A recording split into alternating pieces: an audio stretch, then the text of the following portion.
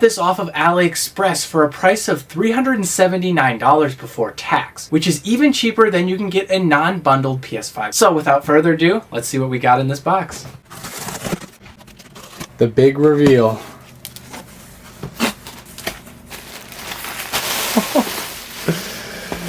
No way.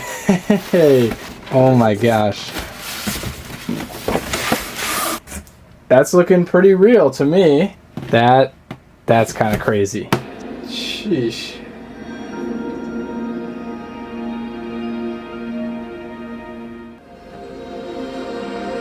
Welcome to PS5. So I just quickly want to go ahead and try redeeming the Spider-Man game and make sure that that goes through legitly.